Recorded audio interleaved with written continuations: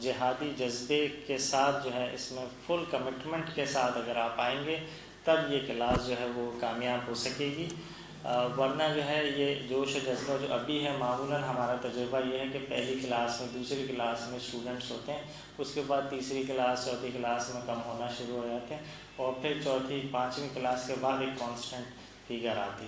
تو میں امید کرتا ہوں کہ جو جوش و جذبہ اس وقت ہے ابھی آپ کے پاس، اس کو آخر تک کے لیے برقرار رکھیں، اور اس میں جو ہے ایک کنٹینیوٹی آنی چاہیے. خود حدیث بھی ہے، شاید امام محمد باقر علیہ السلام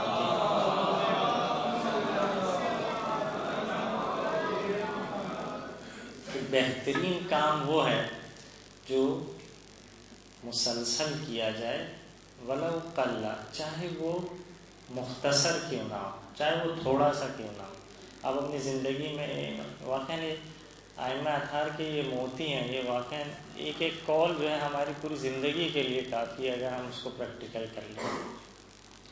تو تسلسل بہت ضروری ہے ان کلاسز کے لیے، جو کہ انشاءاللہ آپ شروع سے اس کا قصد کریں گے. تو دوسرا نقطہ جو ہے وہ ہے، ظاہر ہے کہ جب ہم در محضر قرآن جاتے ہیں، قرآن کے لیے، قرآن کو حاصل کرنے کے لیے طہارت کی ضرورت ہے، اور طہارت دو طرح کی ہیں. ایک طہارت ظاہری ہے، یعنی انسان کو باوضو ہونا چاہیے، قبلہ رخ ہونا چاہیے.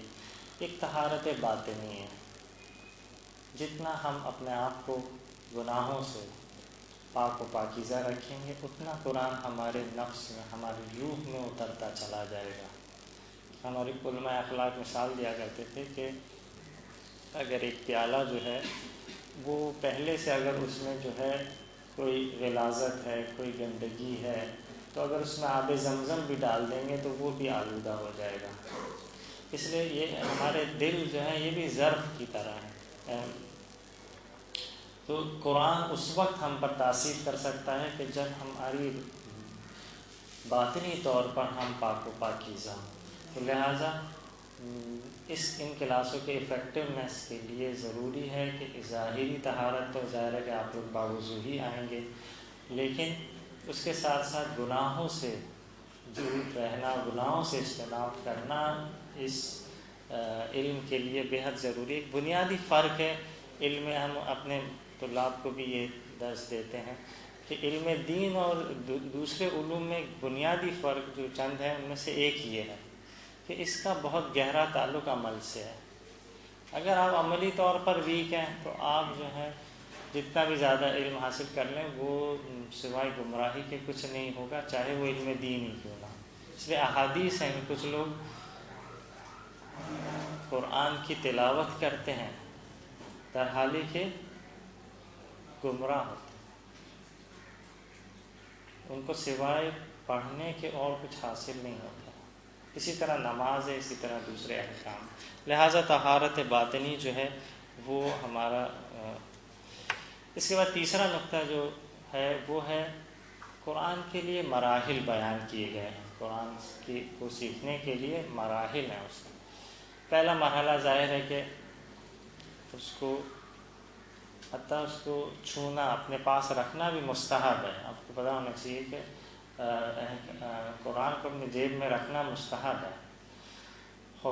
اس کے بعد اگلا مرحلہ ہے کہ اس کی تلاوت کی جائے. خود دیکھنا بھی قرآن کو عبادت ہے، لیکن وہ ایک مرحلہ ہے. اس سے بڑا مرحلہ یہ ہے کہ دیکھنے کے ساتھ ساتھ اس کو تلاوت کی جائے. تلاوت کے بعد اگلا مرحلہ جو ہے اس کا تفہیم ہے، اس کو سمجھا جائے، جس کے لیے آپ لوگ یہ کلاس اٹینڈ کر رہے ہیں کہ ہم قرآن کی تلاوت تو کرتے ہیں، ٹھیک ہے، پورا قرآن ختم قرآن ہوتا ہے، لیکن ہم سمجھتے نہیں ہیں قرآن نے کیا کہا. اور یہ حدیث میں ہے کہ جب انسان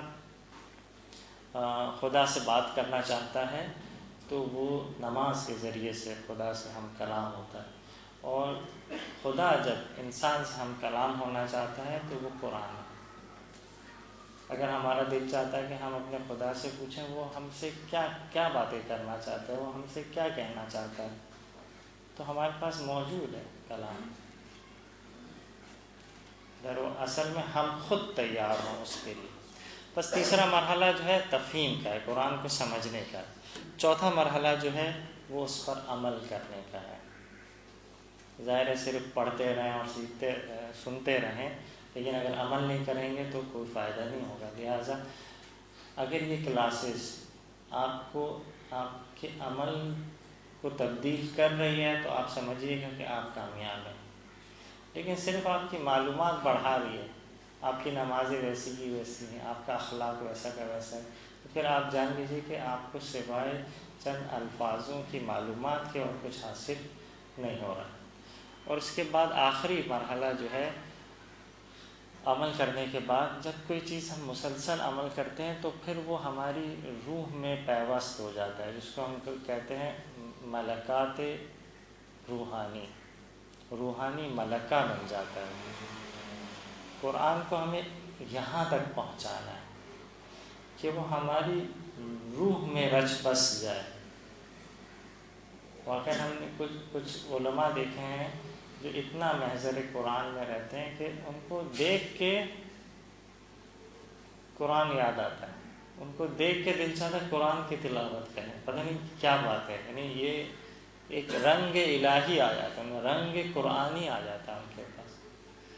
ہمیں وہاں تک پہنچنا ہے، یہ ابتدا ہے، لیکن آگے کی مراحل ہیں۔ خدا کرے کہ ہم اس آخری مرحلے تک اپنے آپ کو لے جا سکیں اور یہ کلاسز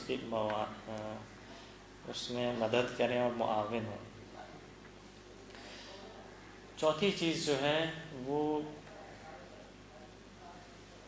ایسا نہ ہو کہ حدیث ہے کہ علم کی زیادتی کی علامت یہ ہے، اگر کسی کا علم بڑھتا ہے تو وہ کیسے پہچانا جاتا ہے؟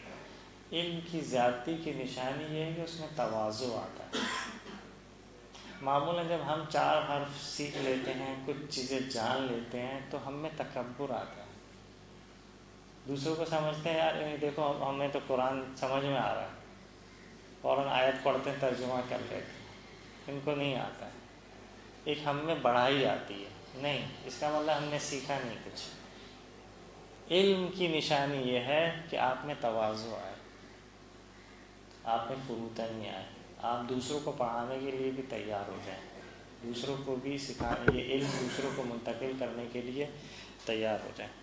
اور آخر میں ظاہر ہے کہ توسل کے بغیر یہ چیزیں حاصل نہیں ہو سکتی، یہ معنوی چیزیں ہیں، یہ ایسے نہیں دی جاتی۔ وہ بہت